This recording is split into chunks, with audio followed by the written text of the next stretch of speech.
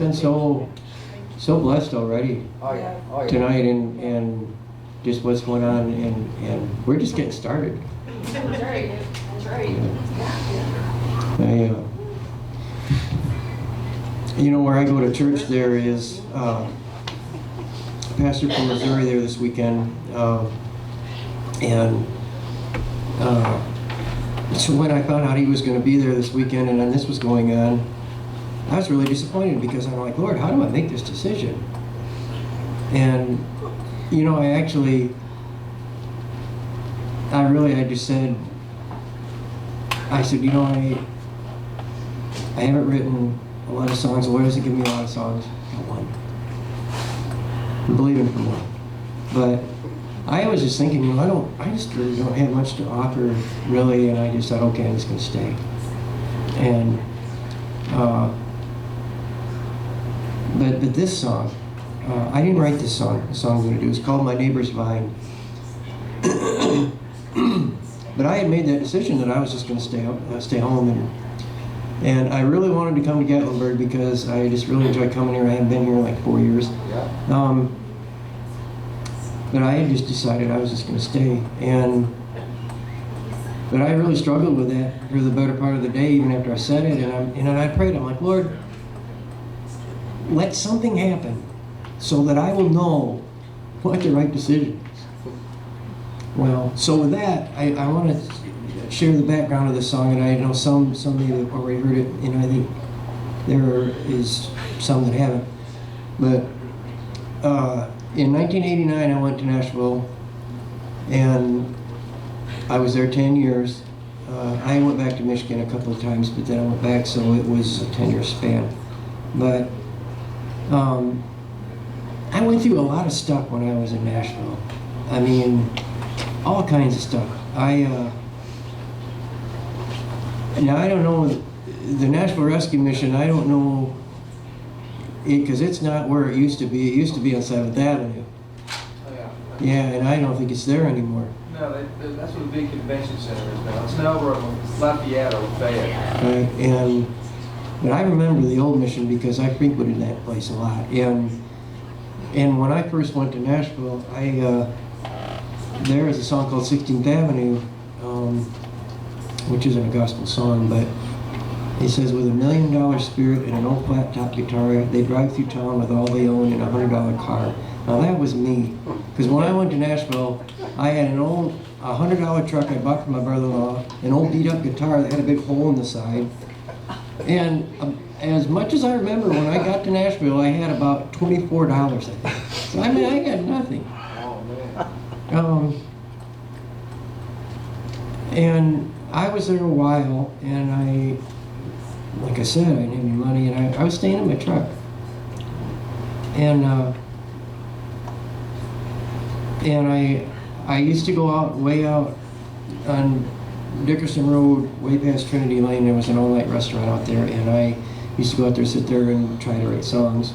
So I never wrote much, but I got to know the night cook out there. His name was Greg Brand, and he was from LA, and all that guy ever wanted to do was be a songwriter.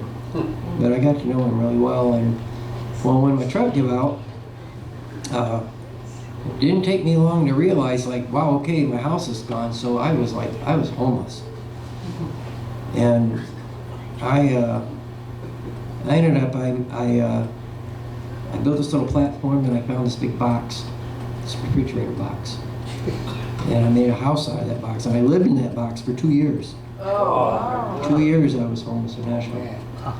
And God knows what's in our heart. And this really doesn't have anything to do with My Neighbor's Vine, but I just... I like the story. But this was what happened. And God knows what's in our heart. And I had been homeless for so long, carrying everything I own. And, you know, it really is true that a person can really get just so far down they can't get up. Whoa.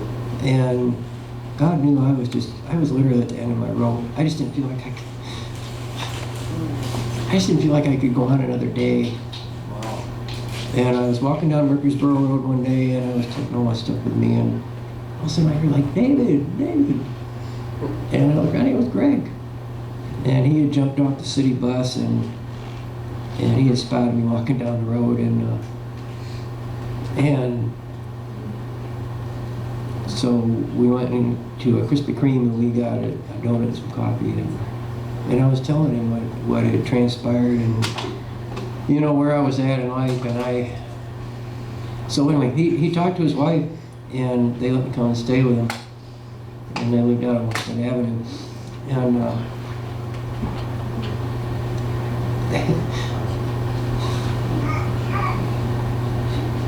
you know, within 2 weeks' time, stayed with them. I got a job. Wow. At a produce place, and there was an apartment downstairs from where they lived, and I rented an apartment, and I wasn't homeless anymore. So,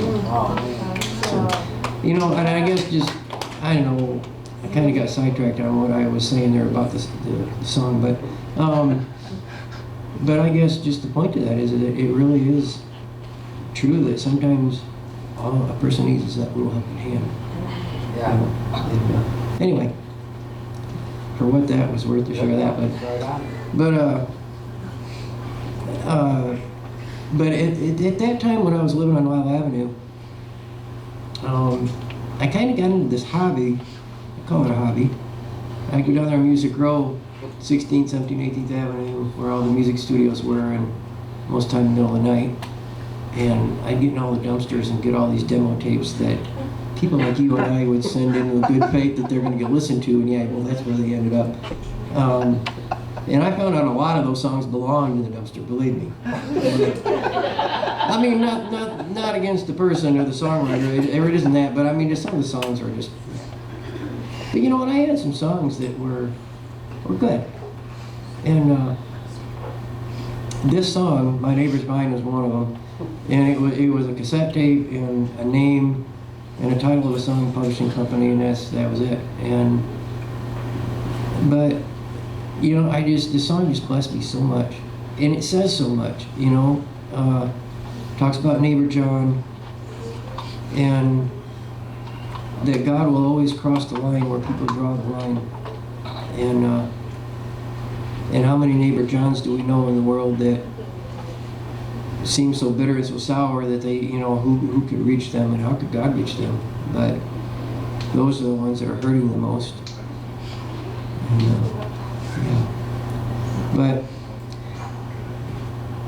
But anyway, I had prayed about making this decision. Well, okay, a little more to that. After 15 years, I was back in Michigan. After 15 years, I had this song, and I put it on YouTube. And it had been on there a couple of years, and I got a note one day that this guy said, well, you know, I wrote this song, like, where did you get it? So I wrote a reply and my phone number, and the guy called me, and his name is Gary Owens. And he at one time he lived in Mount Juliet, just outside of Nashville, but he's actually living in Maryland now. But he really got a laugh when I told him where I found the song. And I've never met the man face to face, but we've kind of gotten to know each other and some.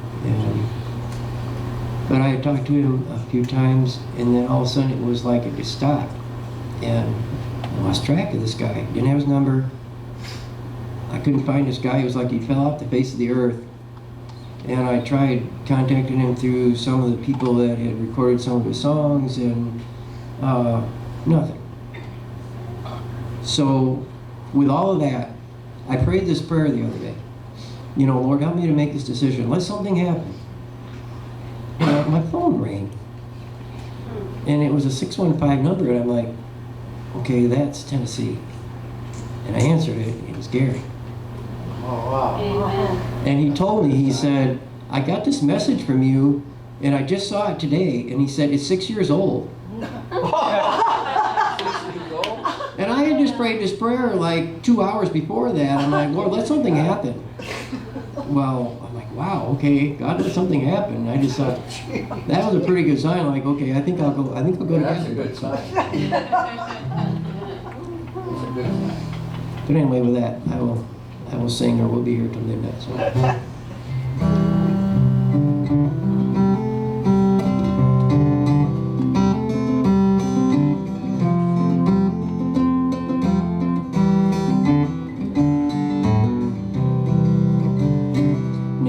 John put a plan in the ground out by the fence that stood between this place and mine.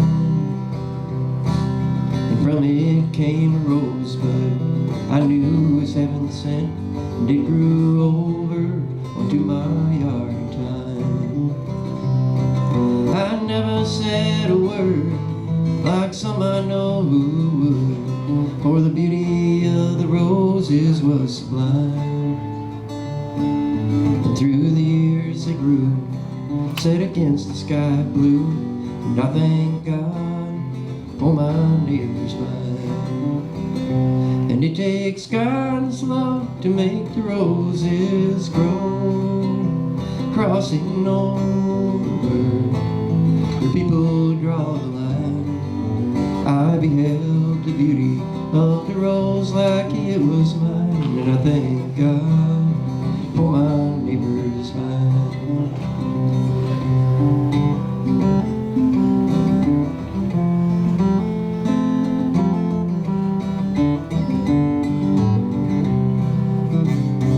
Neighbor Johnson's passed away, and I've heard people say his life was just a cup of bitter wine. But I still like to think of the beauty he displayed with the roses in his yard of mine.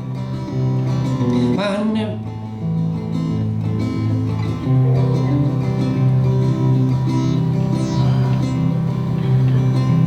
Okay, where am I at?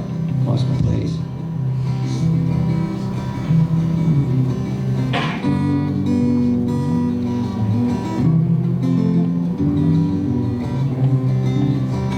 Start again. Go ahead, Joe.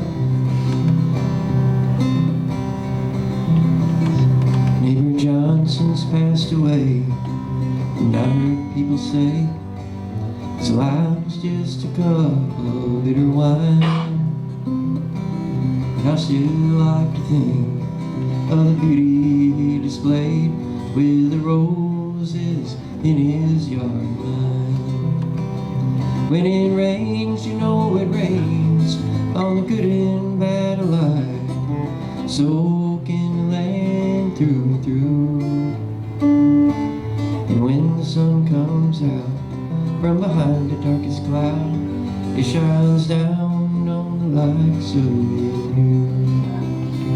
And it takes God's love to make the roses grow, crossing over where people draw the line. I behold the beauty of the rose like it was mine, and I thank God for my neighbor's vine.